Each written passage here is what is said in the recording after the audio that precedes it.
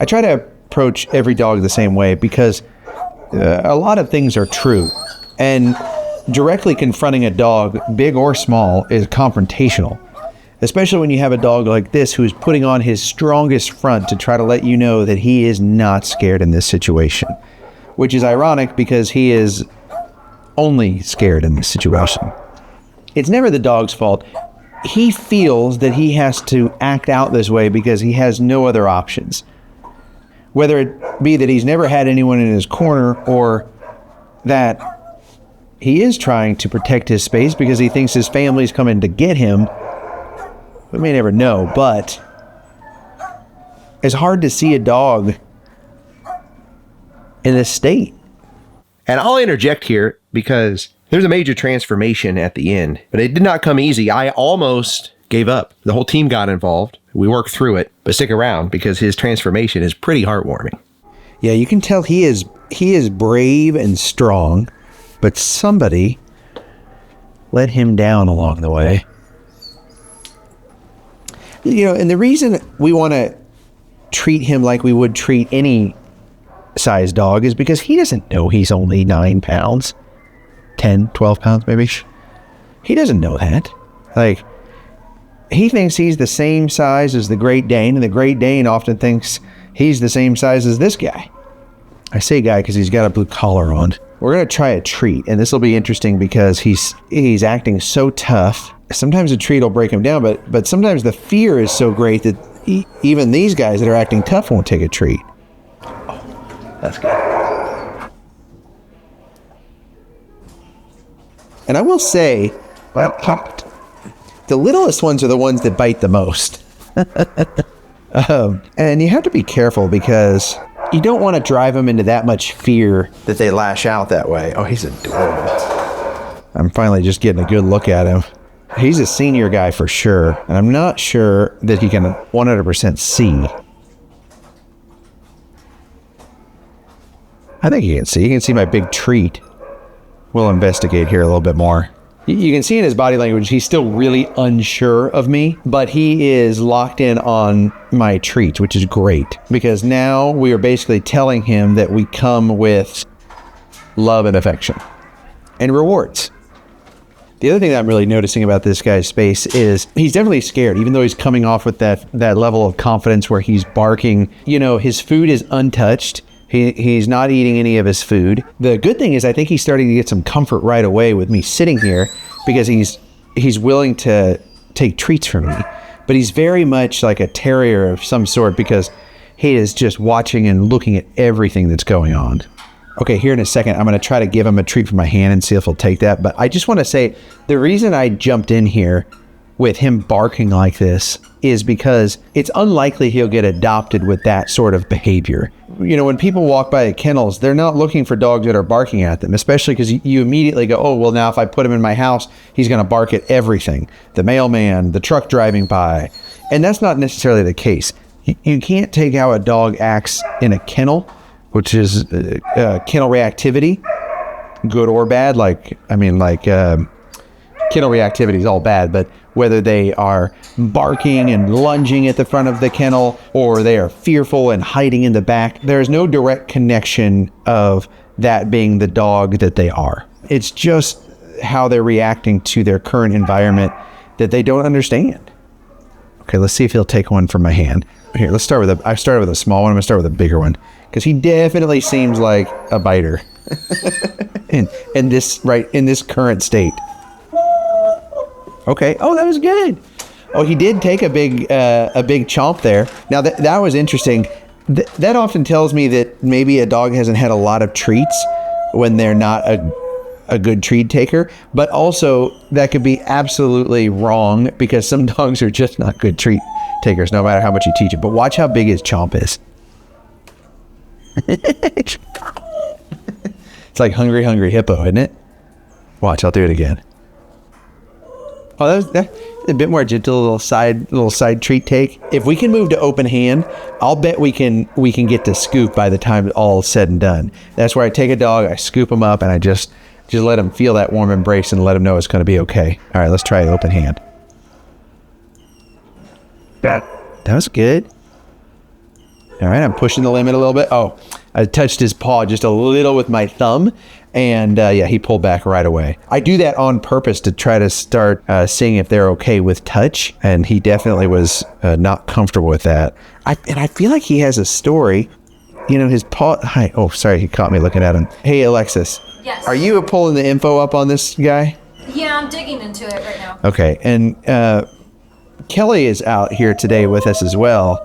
And I am a little concerned because, Kelly, did you see this guy? Of course I did. I mean, looks like, oh. Hi. Oh. Okay, you're going to have to, sorry. You're kicking you out. Yeah, it's just that kennel reactivity, right? So he looks exactly like our dog Zoe that we lost now. What, it's been? Year and a half. Year and a half. It really, our dog for sure, but came with Kelly before Kelly and I were together. And she might have loved me a little bit more. Not true. I'm just kidding. But Zoe? yeah, Well, depending on the day. Depending on who was handing out the treats. yeah. We had an understanding. I had an understanding. But she looked, I'll put a picture up next to this guy, very much like him. Zoe had a buzz cut. Yeah, and had an attitude like him. It's a terrier attitude, you know, which I love. By the way, I love. Some people don't like that. His paws are kind of bent in. Do you see that? I don't know. I think that's just natural, that kind of almost east-west paw state. You bent out? Yeah. Well, yeah, but I mean, his paws are out. I can only see his little nose from where I'm standing. Yeah, he won't let anyone come look at him, or he'll tell you how he feels about it. But I think I think he's warming up to me with treats. And if I had to predict, he will be in my lap by the time we're done with this, which I bet he could use it because he looks tired. If he's barking this much, he might have just come in. The staff was saying something. Alexis, did you hear what the staff was saying about him? Yeah, I did. They did say that he may bite. Great.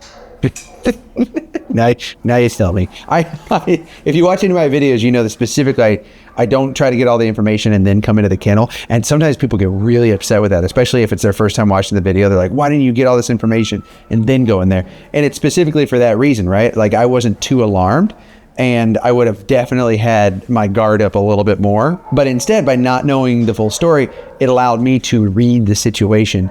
And where sometimes when a dog just comes into the shelter and they're being shuffled through the process because there's only so much time in a day and only so much budget. And, you know, it's like when I'm trying to get my kids into the car seats, I'm like, come on. Because I'm standing in the street with the door open and I'm trying to hurry them. And then it just makes it harder and they don't want to do it even more. And they lash out, you know, they get upset. Similar situation, right?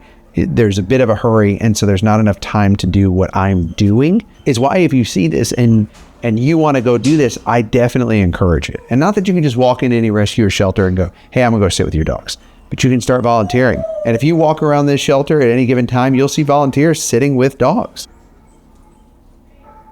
Something happened there, a shift. I might have been getting too excited in my conversation right there, because you see how he took a step back. But when I was giving treats, he was a bit more willing to come forward. That was a little more trust. And I just lost a little trust there. So I'm going to be cool. Be cool, Rocky. Be cool. We're going to bring our voice down a little bit, because I don't want him feeling like he has to hide back there. We'll Pac-Man this a little bit, and I'll lay a string of treats, see if we can get him back to my level, and then we can get his story. You know, this sort of dog didn't necessarily need a haircut, but I don't think his hair gets any longer than that. I think it's just in kind of its natural state. But if I had to guess, he's probably 9-10 years old. He's got like this. He's only got a bit of murkiness in his eyes. And at first I thought maybe he couldn't see, but he can see. I'm hoping we can get something with his story that we can learn more so we can try to help this guy. Alexis. Yeah. Are you ready? I'm ready. What is his story? We do know that he's estimated to be around 5 years old, actually. Only 5? Around there. But he looks older than 5. But okay. Hold on, he's taking a minute to check me out. That's good.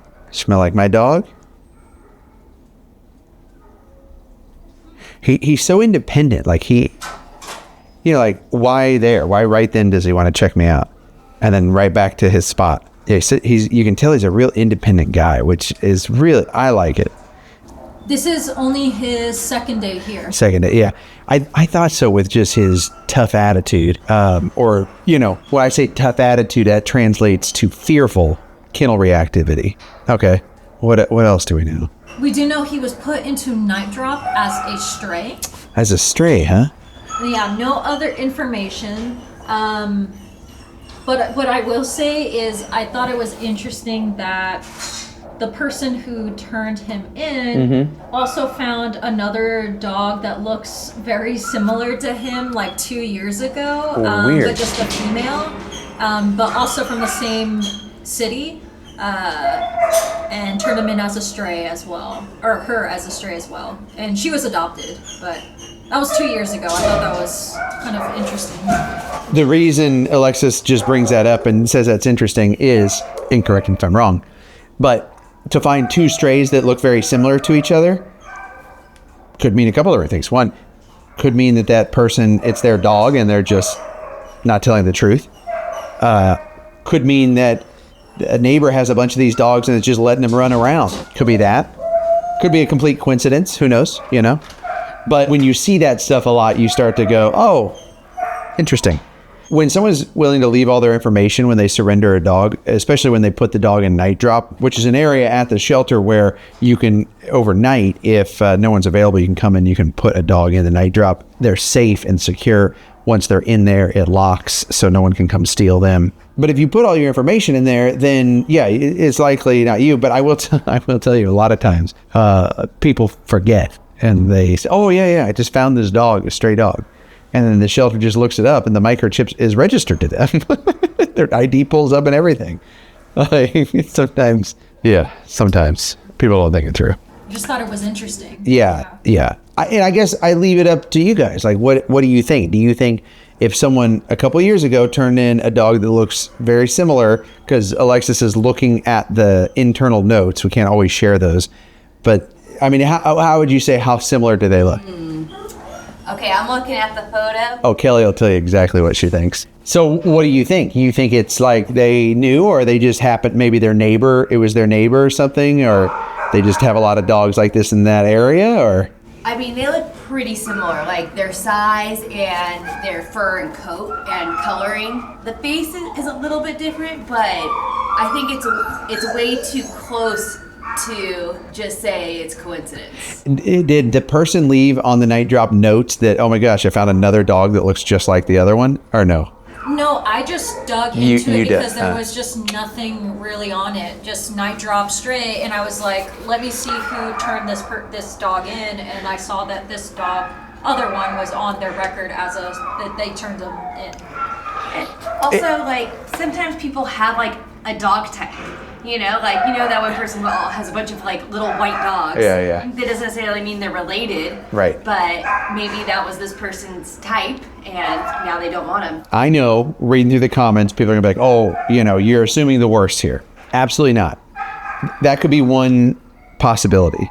And what happens when you work at a shelter or you spend a lot of time at a shelter and you see thousands of pets coming through, you start to see these commonalities that your little senses, your spidey senses start to go off where you go, 1 + 1 is not equaling 2 here. It's also down almost to the day, actually, too, which is very... What do you mean? What do you mean down to the day? When the dog, the female... that was turned in by the same person 2 years ago. Yeah. Was really almost 2 years ago to the day. Interesting. Yeah, that's weird. But I also want to say, we just bring these things up because we kind of look at these things and go, okay, it gives us a lot of information, right? Like maybe this dog had siblings, which is a good thing. So could be okay around other dogs. It gives us a lot of information that we can use. But we don't necessarily take that into account when with helping the dog. And ultimately, the only thing that matters at the end of the day is he is here now and safe. And that person brought him in and put him in the night drop and gave the information. Did they leave any other information? No. Unfortunately, no. What I would prefer is if the person did know if this actually was their dog, that they would put information on there like, yeah, he's okay with cats and kids, or no, he's not okay with other dogs, or he's got medical issues, or anything along those lines. That's why it's so important. And yes, it's important that the dog is here and safe, and that's great. Maybe his mom was 80 years old and she passed in the hospital, and he was by himself for 5 days, and he figured out how to get out of the house, and he went and ran for help, and a good Samaritan scooped him up and brought him in. That could also happen, right? We don't know.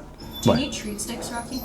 Yeah, he is less interested in me because I'm out of treats for sure. Yeah. He keeps looking at Kelly because Kelly keeps throwing treats. Well, there's this border collie next door, and Yeah. I'm trying to keep her nose busy by just I saw her. making him search for treats. Yeah, good luck. You got the hard job.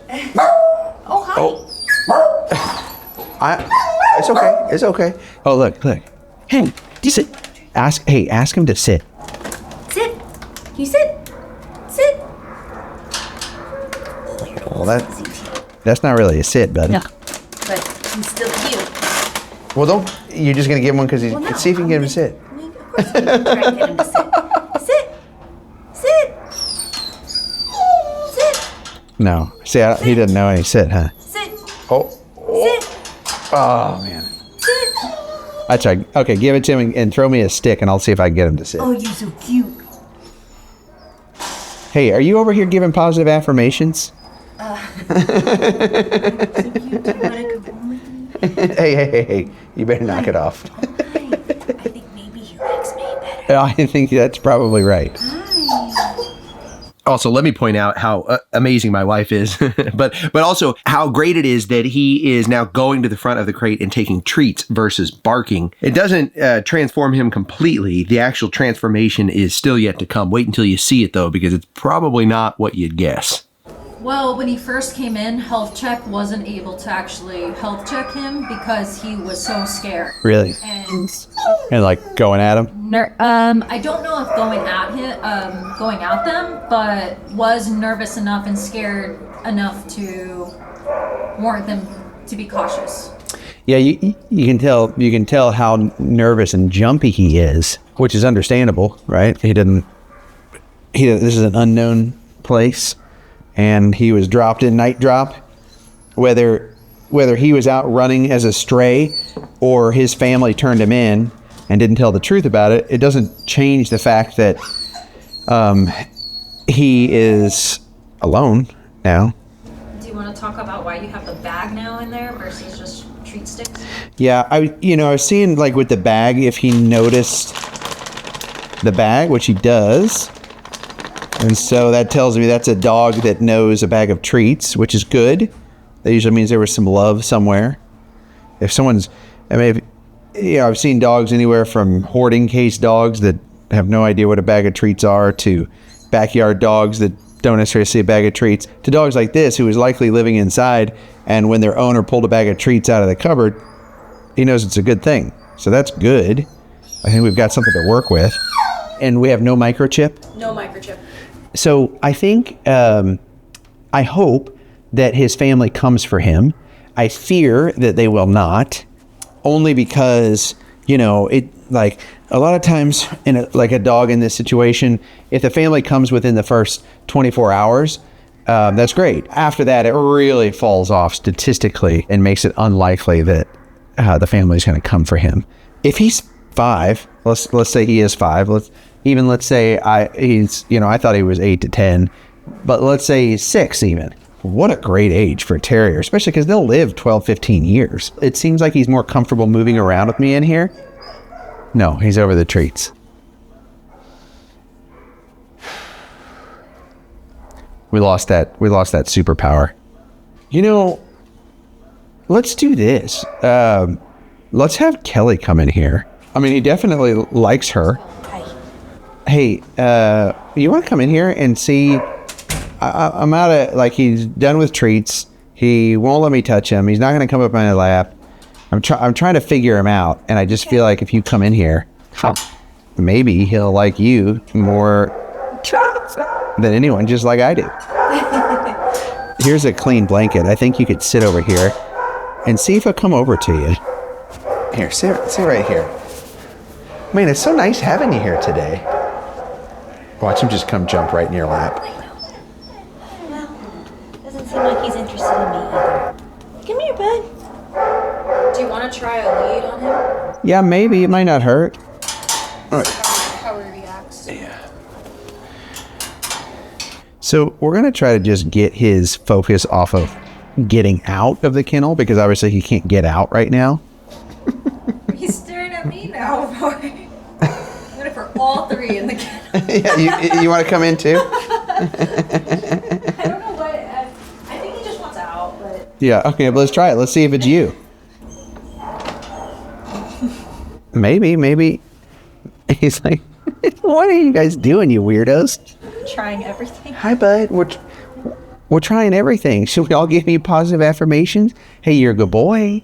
You're a good boy. It's like, what is going on? Does he have a name? Have we gotten that far? No, he doesn't have a name. I'm trying to. Yeah, you want to reach in there and take that lead off? There you go. There you go. Yeah, you see how he's so jumpy, but like he's not lashing out or anything. Oh, good. I don't want to crowd him. Okay. Oh, it's okay. It's How okay. fast he jumps. Okay, what should we name him?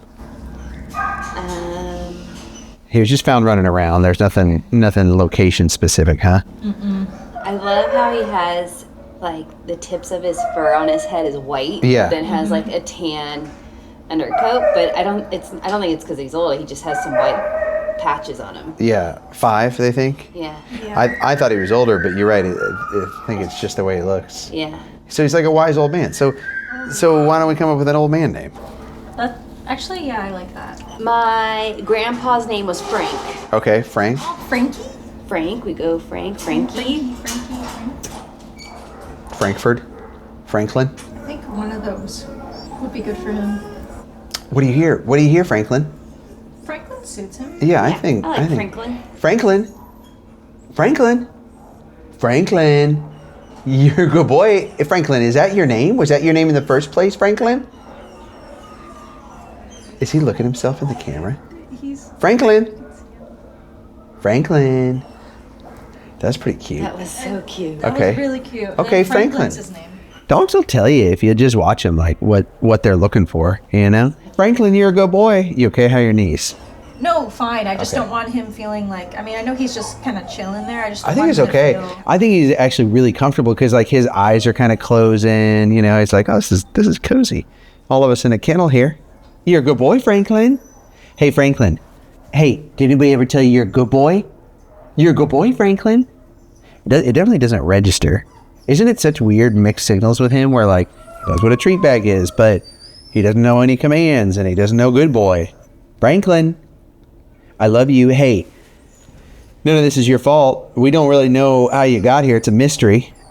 And I know you just want out of here, but we're going to work on helping you with that, okay? Okay, can I kick you out for a minute? Because I'm going to try to pet him. Yeah. But I don't want to do that with you there in case Yeah, I he don't- gets upset at you. I don't want him to feel already overwhelmed Yeah. with like touch and. You want me out too? No. I just need one of you out. Or I can leave. If we want the video to be much better, I'll just leave. Sitting with Alexis and Kelly. Yeah. What I would subscribe. But I mean, you could see him. You could see him like at the foot of your chair. Like imagine you have a lazy boy. You're just sitting there, kicked back on the lazy boy, drinking some coffee. He's hanging out at your feet. He wouldn't be barking. There we go. And you can just envision where the dog would be versus where the dog's at right now when you implement the right tools in the right environment. Because we're a product of our environment, right? Another thing we can try is... Yeah, switch. That would be a good idea. Let's just try this. Switch sides. I'm just going to take this space, buddy. There we go.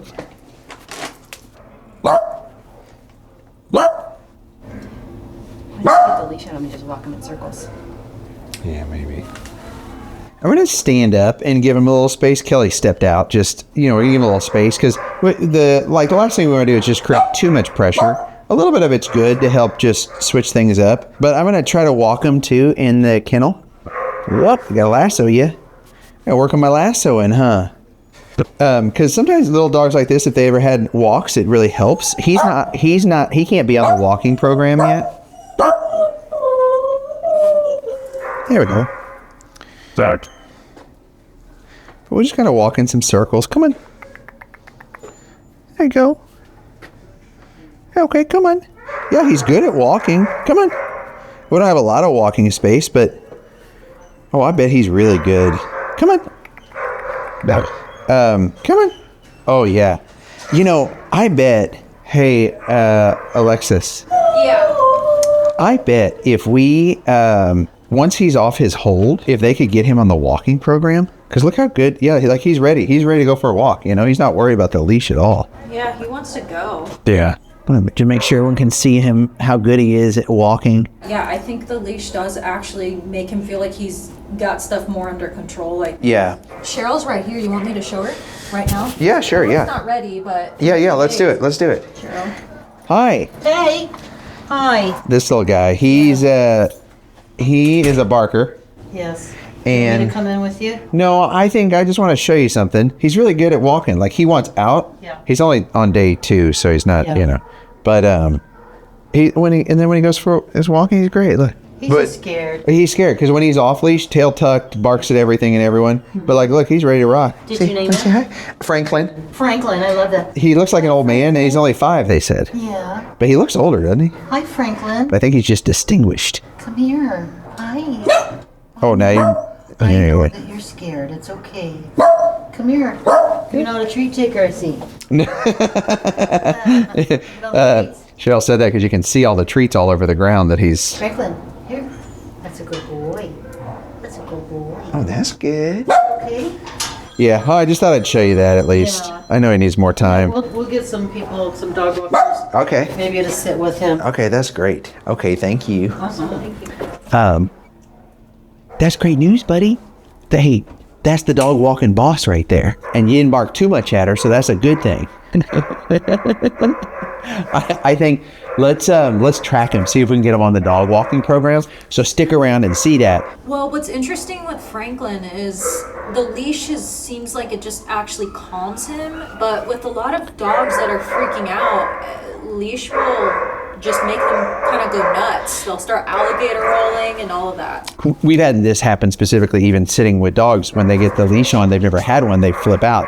Whereas with him, it's really giving him guidance, and you can see it just shows the true dog that he is. It's not his behavioral issue that he's barking in here. It's that he doesn't know who the leader is, right? And so we have to tell him, we have to just show him and say, hey, we've got this. And that's what the lead is doing for him right now, is it's saying, hey, everything's under control. He just remembered I was right here.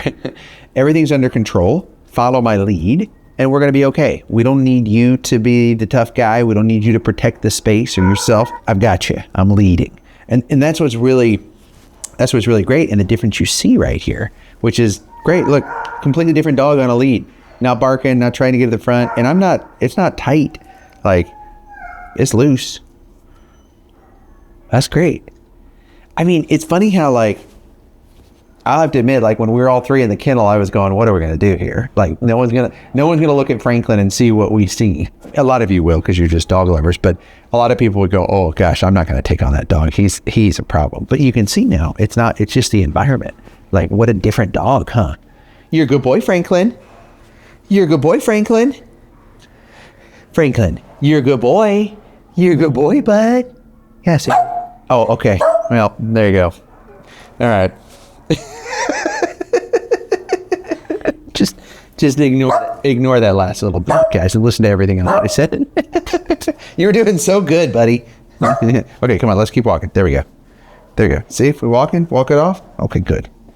The reason that we say he's not ready for the dog walking program yet, because he's only been here for 2 days, is because if it's an unknown owner, the shelter gives 5 days before the dog is adoption available. So, if you take someone's dog out on a walk and they didn't want you to do that because it's still their dog, or something happens, then that's a problem, right? So that's why they do it. It's different, for every county, for every state, for every shelter. But in general, it's usually something like that, 3 to 10 days. If the owner is known, if there's a microchip and they're trying to get a hold of the owner, well then they'll do 10 days. So it gives the owner just a little longer in case they're out on vacation or something in the hospital or something went wrong. So that's why. But I think the good thing is you can just really see the difference here of the dog, just even walking in circles on this lead. That's good. Keeps his brain occupied, gives him something else to do versus just watch the front of the kennel until his family returns. Make sure you subscribe. And I'd love to have you be a member. Be a bigger part of this. Help dogs with me. Just hit that join button. Okay, stick around. You'll see him go on his first walk on the dog walking program. Okay, here's what happened. And it didn't go as planned. Unfortunately, I was ready to show you this walk and it really took some twists and turns. Gentle reminder, go get your Flip coffee. It is really good. And when you buy it, in case you're new, whenever you drink Flip coffee, it's helping us rehabilitate more dogs. It's the most delicious coffee in the world. Am I biased? Maybe. But that's only because I've spent hundreds, if not thousands of hours just getting this right. I'm so particular. I think sometimes people think that it's just kind of general coffee to help dogs. No, it is the best coffee. Also, it helps dogs. They go hand in hand, but they stand alone. Well, the delicious coffee stands alone by itself, even if it didn't help dogs. It is the best coffee you've ever had. And if you don't like it, I'll refund you. That's how confident I am. Okay, I'll link it down below. I'll also put it right here on the screen. But Cheryl goes into the kennel and she gives it a try the next day with Franklin, and it doesn't go great. Hi.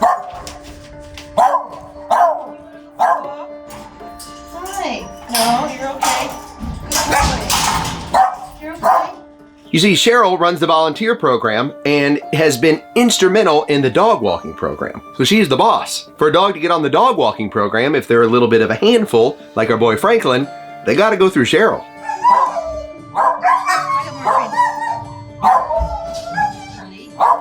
It's okay. No, you're okay. You're okay. As you can see, Franklin was still very nervous and barky. But Cheryl has an amazing way with these dogs, and she is so patient. Now this part takes practice. Cheryl's able to lasso this boy just because she's done it so much. And she did it in a gentle and loving way, but it wasn't working. But she had a really great suggestion that we jumped on right away because it was a great idea. Let Glenn look at him when he comes in. We called in Glenn, the amazing dog trainer. Now you might have seen Glenn in our videos before. He's worked wonders with some of these dogs. So Glenn and Cheryl came up with a plan to pair him with some other dogs to see if that could help with his behavior. And here's what Glenn had to say about that. So with him, obviously him being fearful, when you put him in with dogs who are very social and seek attention, that can influence his behavior. That's playing into this. You know, people spending time earning his trust and then being around dogs that like people. It's good for him to have a role model, what we want him to do, rather than put him in with bad role models. We put him in with a role model he can learn from. He's very observant and such a great idea. The question is, will it work? We're a product of our environment. The environment is right, and now it's 100% up to Franklin. Now Cheryl is doing something here simple, but brilliant. She's putting the leash on the other dogs, showing the leash to the other dogs. They don't mind it, and that really showcases to Franklin that there's nothing to be scared of from the leash. A little treat, a little lasso, and look at that. He's not nervous one bit. We have a waggy tail, and then this happened. I wasn't expecting it. He rolled over, asked for belly scratches, but more so, he was giving all of his trust to Cheryl. At that point, she knew it was time to bring in a level 2 expert volunteer dog walker. Now we're not out of the woods yet, but I gotta say, I'm really proud of Franklin for showing this bravery and this willingness to trust. And notice he's not barking nearly as much. This first walk still has to be a success for him to get the green light for the walking program. Let's see what happens.